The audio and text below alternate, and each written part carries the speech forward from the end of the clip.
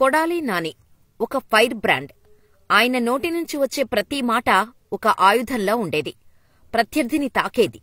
ఆయనను టచ్ చెయ్యాలంటే మిగతా నేతలకు భయం వేసేది. అటువంటి కొడాలి నాని పరిస్థితి తారుమారైంది. ఒకే ఒక్క ఓటమి కోలుకోలేని దెబ్బతీసింది. అనారోగ్యం పాలు చేసింది.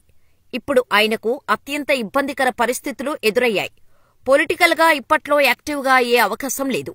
అటు రాజకీయంగా కూడా కలిసి రావటం లేదు.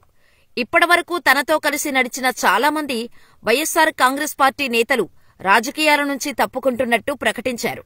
తాజాగా ఆయనకు అత్యంత సన్నిహితుడైన నేత ఒకరు వైఎస్సార్ కాంగ్రెస్ పార్టీకి గుడ్ బై చెబుతున్నట్టు ప్రకటించారు. పార్టీ అధికారంలో లేనప్పుడు ఇటువంటి రాజీనామాలు సహజమే. కానీ కొడాలి నానికి మాత్రం తీరని లోటు. 2004 నుంచి 2019 వరకు వరుసగా 4 సార్లు గుడివాడ నియోజకవర్గం నుంచి గెలిచారు కొడాలి నాని. గుడివాడ దివంగత నందమూరి తారక రామారావు సొంత నియోజకవర్గం. టీడీపీ ఆవిర్భావం తర్వాత ఎన్టీఆర్ ఈ నియోజకవర్గం నుంచి పోటీ చేశారు. అటువంటి నియోజకవర్గంలో 2004లో ఎంట్రీ ఇచ్చారు కొడాలి నాని. మాజీ మంత్రి రావి వెంకటేశ్వరరావు ఉన్నా నందమూరి హరికృష్ణతో పాటు జూనియర్ ఎన్టీఆర్ ఒత్తిడి చేయటంతో కొడాలి నానికి టికెట్ ఇచ్చారు చంద్రబాబు. 2009లో సైతం కొడాలి నాని గుడివాడ నుంచి టీడీపీ అభ్యర్థిగా పోటీ చేసి గెలిచారు. టీడీపీ అధికారంలోకి రాకపోవడంతో అధినాయకత్వంపై అసంతృప్తితో వైఎస్సార్ కాంగ్రెస్ పార్టీలో చేరిపోయారు కొడాలి నాని. అది మొదలు చంద్రబాబుపై విరుచుకుపడుతూనే ఉన్నారు. చంద్రబాబు సైతం 2014, 2019 ఎన్నికల్లో కొడాలి నానిని ఓడించేందుకు బలమైన ప్రయత్నాలు చేశారు. కాని వర్కౌట్ కాలేదు. అయితే 2024 ఎన్నికల్లో వెనిగండ్ల రాము రూపంలో బలమైన నేత దొరకటంతో కొడాలి నానిని ఓడించి జైంట్ కిల్లర్గా నిలిచారు. ప్రస్తుతం గుడివాడలో వైఎస్సార్ కాంగ్రెస్ పార్టీకి నాయకత్వం అంటూ లేదు.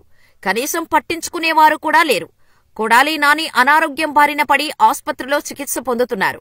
ఆయన ప్రధాన అనుచరుడిగా ఉన్న మైనారిటీ నేత ఖాసీం వైఎస్సార్ కాంగ్రెస్ పార్టీకి రాజీనామా చేశారు. అయితే కొడాలి నాని తర్వాత గుడివాడలో ఖాసీం అన్నట్టు పరిస్థితి ఉండేది. అలాంటి నాయకుడు ఇప్పుడు కష్టకాలంలో కొడాలి వదిలివేయటం చర్చకు దారితీస్తోంది. గుడివాడలో పట్టున్న నేతగా కొడాలి నాని గుర్తింపు తెచ్చుకున్నారు. ఒక్క ఓటమితో ఆయన పరిస్థితి తలకిందులైంది. గతంలో ఇదే కొడాలి నాని చంద్రబాబుకు తరచూ సవాల్ చేసేవారు.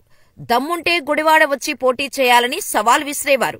ఇప్పుడు అదే గుడివాడ నుంచి దారుణంగా ఓడిపోయారు కొడాలి నాని. గుడివాడలో పార్టీ మనుగడ కష్టమని భావిస్తున్న కీలక నేతలంతా గుడ్ బై చెబుతున్నారు. అందులో భాగంగానే ఖాసీం గుడ్ బై చెప్పినట్టు తెలుస్తోంది. కేవలం కొడాలి నాని వ్యవహార శైలి కారణంగానే తాను పార్టీని వీడుతున్నట్టు ప్రకటించారు.